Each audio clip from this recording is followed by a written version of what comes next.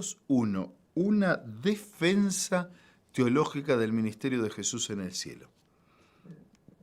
Hoy iniciamos el libro de Hebreos, a pesar de estar situado entre las epístolas, cartas apostólicas.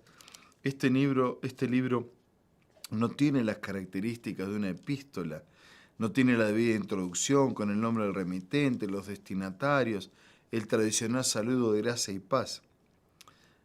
El autor comienza yendo directo a su argumento teológico, que Jesús es la mayor revelación de Dios. Sin embargo, al final del último capítulo, esta obra pasa a asemejarse a una epístola, tiene una despedida que contiene un tradicional pedido de oración, una breve doxología, una buena noticia para actualizar, el deseo de la promesa de visitarlos pronto y un saludo de los que se encontraban con el escritor. El autor no llama a este libro epístola, sino una palabra de exhortación. Este texto fue escrito antes de la destrucción de Jerusalén.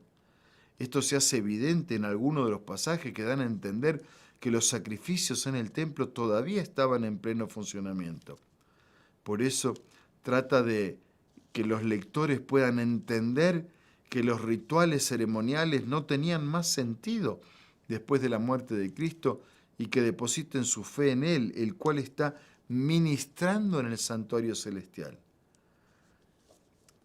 Hay poco para descubrir una fecha exacta.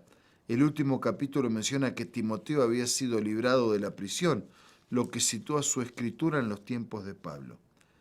Aparentemente, el autor también estaba preso, pero él esperaba que pronto lo soltaran y planeaba, si todo salía bien, visitar a sus lectores junto a Timoteo.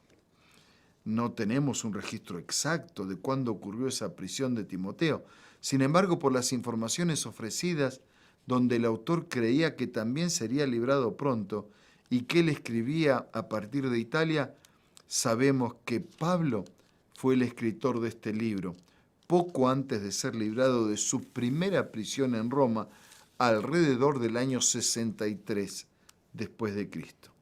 De manera semejante, en sus llamadas epístolas de la prisión, dio señales a los primeros lectores que estaba por ser librado. Por el hecho de que no se menciona el autor de Hebreos, por el estilo literario, porque el vocabulario es diferente, la mayoría o algunos no cree que Pablo sea el autor. Otros nombres fueron sugeridos en su lugar desde los primeros siglos, tales como Apolo, Bernabé, Lucas, Aquila, Priscila. Pero sabemos por las evidencias bíblicas que fue Pablo.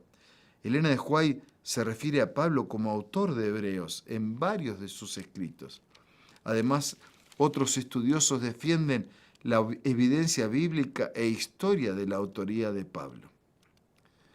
Pero más allá, sabemos que detrás de Pablo, de Juan, de Pedro, de Lucas, el verdadero escritor de cada libro es el Espíritu Santo, quien le dio a los profetas, a los discípulos, a los apóstoles, le dio por inspiración del Espíritu Santo para que transmitieran un mensaje que nace en el corazón de Dios y que está dispuesto a llegar al corazón de cada uno de nosotros. A diferencia de una epístola informal, este es un tratado teológico formal en defensa del ministerio de Cristo en el santuario celestial. Para la mayoría de las personas es natural que los textos formales y académicos sean diferentes a sus textos informales como mensaje para amigos, teniendo en mente especialmente los cristianos de Jerusalén, donde todavía funcionaba el templo, el Sanedrín y los eruditos doctores de la ley. El autor trata de explicar su teología de manera formal y rabínica. Era un tema necesario. Los cristianos judíos todavía no entendían que los sacrificios en el templo eran solo símbolos del ministerio de Jesús y que deberían haber cesado cuando Él murió.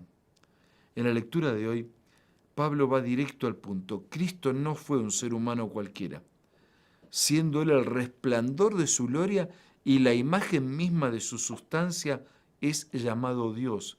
El universo fue hecho por Él, es sustentado por su poder, a pesar de haberse hecho un ser humano en la encarnación. El decreto divino fue claro: Adórenle todos los ángeles de Dios. Los ángeles del cielo, por más poderosos que sean, son criaturas, agentes al servicio de Dios.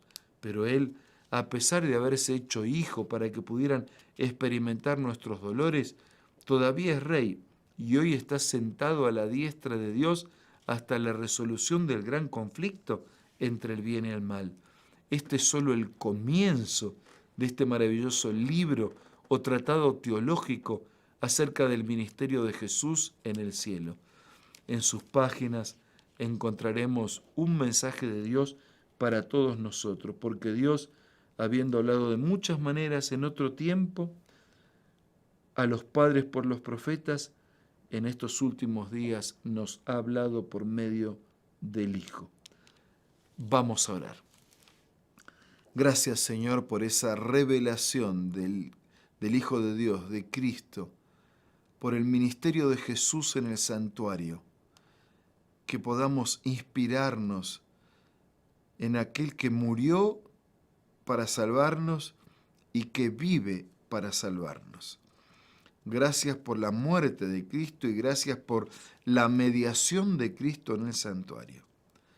Que esto nos ayude a todos a vivir perdonados, en paz, fortalecidos por tu presencia. Oramos y agradecemos en el nombre de Jesús. Amén. Muchas gracias, amigos. Un abrazo. Hasta mañana, si Dios quiere.